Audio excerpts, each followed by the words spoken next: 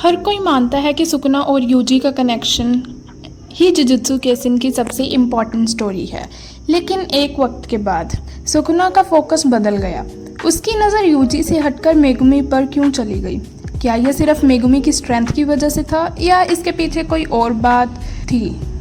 आज हम इसी मिस्ट्री को डिकोड करेंगे। Welcome back to the channel. यहाँ हम एनिमे के हिडन डिटेल्स, पावर्स, लोर और फैन थ्योरीज को सिंपल हिंदी में एक्सप्लेन करने की कोशिश करते हैं। अगर आपको ऐसे वीडियोस पसंद आते हैं तो आप सब्सक्राइब करना चैनल को मत भूलना। चलिए शुरू करते हैं आज की वीडियो। सबसे पहले एक बात क्लियर करते हैं। बहुत लोग सोचते हैं कि सुकुना ने यूजी को चूज किया था, लेकिन रियलिटी थोड़ी अलग है। यूजी एक वेसल बना, लेकिन सुकुना का हर डिसीजन सिर्फ यूजी के अराउंड नहीं था। सुकुना हमेशा फ्यूचर के बारे में सोचता है। वो सिर्फ प्रेजेंट बैटल नहीं देखता, वो आगे के स्टेप्स प्लान करता है। इसी वजह से जब उसकी मुलाकात मेगुमी से हुई, उसने उसमें कुछ ऐसा देखा जो बाकी लोगों में नोटिस नहीं किया, और वही मोमेंट उसकी क्यूरियोसिटी की शुरुआत थी। मेगुमी बाकी सोर्सरर्स से अलग था। उसकी फाइटिंग स्टाइल सिर्फ रॉ पावर पर डिपेंड नहीं करती। वो प्लानिंग करता है, सिचुएशन को ऑब्जर्व करता है और अपनी टेक्निक को क्रिएटिवली यूज करता है। ये क्वालिटीज सुकुना को इम्प्रेस करती हैं। एक पावरफुल टेक्निक तभी डेंजरस बनती है जब उसका यूजर भी स्मार्ट हो, और मेगुमी में ये दोनों चीजें मौजूद थीं। अब आते हैं सबसे इम्पोर्टेंट पॉइंट पर। मेगुमी की इनहेरिटेड टेक्निक को बहुत रेयर माना जाता है। इस टेक्निक की सबसे बड़ी स्ट्रेंथ सिर्फ उसके समन्स नहीं है, बल्कि उसकी वर्सेटिलिटी है।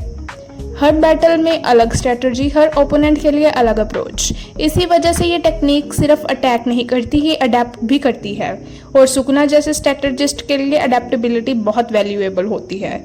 एक इंटरेस्टिंग बात नोटिस करना, सुकुना सिर्फ करंट स्ट्रेंथ को जज नहीं करता, वो पोटेंशियल देखता है। उसे लगता है कि कुछ एबिलिटीज़ अपनी करंट स्टेट से कहीं ज़्यादा पावरफुल बन सकती हैं अगर उन्हें सही तरह से डेवलप किया जाए तो। इसी वजह से उसकी इंटरेस्ट मेगुमी में बढ़ता है। यह सिर्फ एक सोर्सरर की बात नहीं थी, ये एक ऐसे टैलेंट की बात थी जो सुकुना एक्स्ट्रा ऑर्डिनरी मानता था। अब तक सुकुना कभी भी बिना सोचे समझे डिसीजन नहीं लेता। वो हर सिचुएशन को ऑब्जर्व करता है, वेट करता है और सिर्फ तब मूव करता है जब उसे लगता है कि उसकी सक्सेस के चांसेस मैक्सिमम हैं। यही वजह से उसने मेगुमी को सिर्फ एक स्ट्रॉन्ग सोर्सरर की तरह नहीं देखा, उसने उसे एक रेयर अपॉर्चुनिटी की तरह देखा, एक अपॉर्चुनिटी जो फ्यूचर में उसके लिए बहुत वैल्यूएबल हो सकती है। इसी से हमें सुकुना की पर्सनैलिटी भी समझ आती है। वो सिर्फ पावरफुल नहीं, वो एक्सट्रीमली इंटेलिजेंट भी है। उसके लिए बैटल सिर्फ स्ट्रेंथ का गेम नहीं है, उसके लिए बैटल एक चेस मैच है, और जो सबसे आगे की सोचता है आखिर में वही जीतता है। अगर हम यूजी और मेगुमी को कंपेयर करें तो दोनों की पर्सनैलिटीज़ बिल्कुल ऑपोजिट हैं। यूजी अपने इमोशंस से डिसीजंस लेता है, वो दूसरों को बचाने के लिए खुद को रिस्क में डाल लेता है। दूसरी तरफ मेगुमी पहले सिचुएशन को समझता है, फिर प्लान बनाता है। इसी डिफरेंस की वजह से दोनों कैरेक्टर्स स्टोरी में अलग रोल प्ले करते हैं, और सुकुना को भी दोनों में अलग अलग क्वालिटीज़ नज़र आती हैं। इसका मतलब ये नहीं है कि एक दूसरे से बेटर है, बस दोनों की इम्पोर्टेंस थोड़ी सी अलग है। एक हिडन डिटेल जो कई फैंस नोटिस नहीं करते, सुकुना हमेशा उन लोगों में इंटरेस्ट दिखाता है जो ऑर्डिनरी नहीं होते, चाहे वो उनकी टेक्निक हो या उनकी सोच। इससे हमें पता चलता है कि सुकुना रॉ पावर को रिस्पेक्ट नहीं करता, वो यूनिकनेस को भी वैल्यू देता है, और शायद इसी वजह से उसकी नज़र मेगुमी पर टिक गई।